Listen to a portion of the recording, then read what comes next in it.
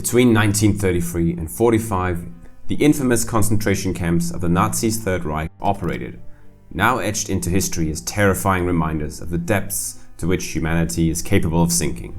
Sachsenhausen was one of the first and most notorious, where those that the Nazis perceived as enemies of the state, Jews, gypsies, homosexuals, prisoners of war and political prisoners, were interned. In Sachsenhausen, they all experienced inhumane conditions, and it is estimated that around 50,000 of the up to 200,000 inmates who were interned over the years were murdered. The shoe runner detail was a punishment command inside Sachsenhausen, where prisoners accused of gambling, laziness, bartering, stealing food from the canteen, or homosexual acts were made to march throughout the day to try out different types of soles for German shoe brands such as Salamander, Bata and Relax. Leather was rationed, so different substitutes were tried. Everything was carefully recorded, except for the number of casualties. However, it is estimated that up to 20 people died in the shoe runner command. Daily. The German Ministry of Business financed the experiment with 6 Reichsmarks per prisoner per day, which translated to around $15. Only artificial leather that had passed the Sachsenhausen test was allowed to be manufactured in all of the Third Reich.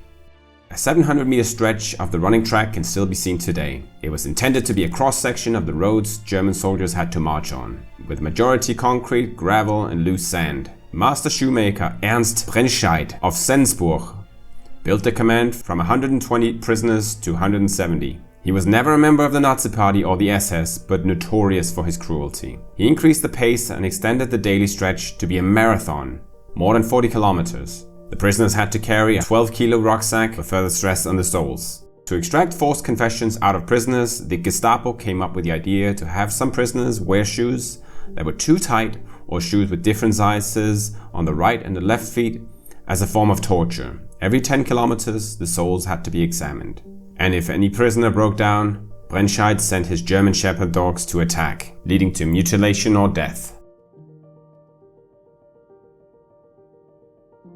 In the days the 17th to the 20th of November 1944, the Kriegsmarine, the German Navy, hired the medical command at Sachsenhausen to test substances that could keep submarine crews awake for 4 days straight, so they could remain functional under extended dives. At 8:30 in the evening, Marine Dr. Hans-Joachim Richard distributed huge doses of cocaine to each individual, 50 to 100 milligram with 100% purity in pill form, 20 milligram as chewing gum, or 20 milligram as methamphetamine, also as a chewing gum. After half an hour, when the effects had become noticeable, a march started throughout the night. The 20-year-old Günther Lehmann was the only one still on his feet the next morning at 11 a.m., having walked a staggering 96 kilometers. The prisoners were awake all the following day.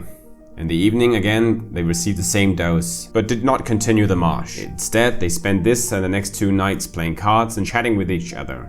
The next group got it even stricter, because Lehmann's record now became the standard. If they didn't manage 96 kilometers, they were shot. Dr. Richard noted, natural disposition and willpower are largely overestimated by the taking of the drug. The emancipated prisoners had been transformed into walking robots. Dr. Richard's recommended dose for 4 days awake was a mix of cocaine salt and base as a chewing gum with recommended doses of 20 milligram per day. After the war, the German Navy services lied and obfuscated and claimed they had had nothing to do with the SS and were therefore never prosecuted during the Nuremberg medical trials. Also in the camp was a highly secretive section with Jewish bankers who were forcibly assisting the Nazis in Operation Bernhard, a mission designed to undermine the British economy by forging British pound notes. The original vision was that these notes would be dropped by aeroplane over London. However, this idea was abandoned in favor of using the cash for funding international intelligence operations. Among other, 100,000 fake pound notes were used to pay for information that led to the freeing of Benito Mussolini after he was taken prisoner by his own government after a motion of no confidence by the Grand Council of Fascism in 1943. The forging was extremely well done, as the Germans, with the help of Jewish ex-banker and typographer prisoners, managed, among other, to deduce the British numbering system of the pound notes, give the freshly printed notes an aged look, as well as adding details like poking needle holes in the notes. This was done as English bankers had a tradition for bundling notes with needles instead of rubber bands used in many other locations. A Jewish survivor later astonished the British intelligence during interrogation with how fast he could identify the fake notes, since the British were at a complete loss. He told them how the prisoners had secretly sabotaged their own work by poking needle holes into the British coat of arms on the notes, something a patriotic British banker would never do. Upwards of £300 million were printed. Nonetheless, the mission was so successful that at one point during 1943 the British had to completely cease printing fresh notes due to concerns of the number of notes in circulation and what it could do to the reputation of the pound, which at the time was still an international trade and reserve currency comparable to the dollar. The Nazis were so pleased with the operation that they, in a bizarre move, even gave merit medals to some of the Jewish prisoners. After the war, British officials were forced to recall all £5 notes in England, as they could not make an overview of how many notes had come into circulation. However, the financial consequences were largely kept secret until the English National Bank in 2003, in a statement, referred to the consequences as extremely serious at the time. Later, the SS expanded the operation into attempts to forge the US dollar. The Jewish prisoners suspected that should they succeed in this endeavor too, they would face summary execution as they were no longer needed. Therefore, they worked as slow as they dared, and this next stage was never fully realized until the war came to a close. Thus, the skills of these particular Jews did manage to keep them alive even inside a German concentration camp, making them some of the very few to survive.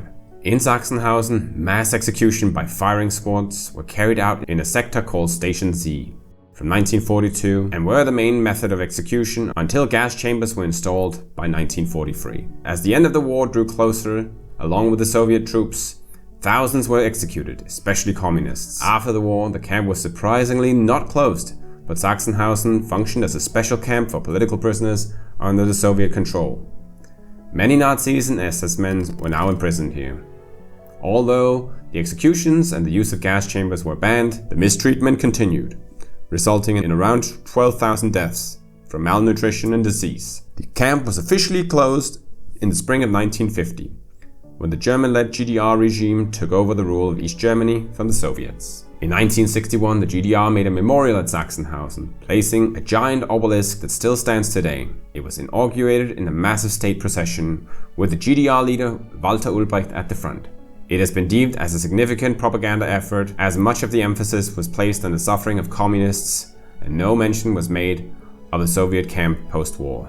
Thus, in the 1990s, the memorial was expanded and a museum was added that serves as a solemn reminder of the victims and suffering within its walls. Also, a section has now been added about the Soviet continuation of the camp and the many people who died there as well.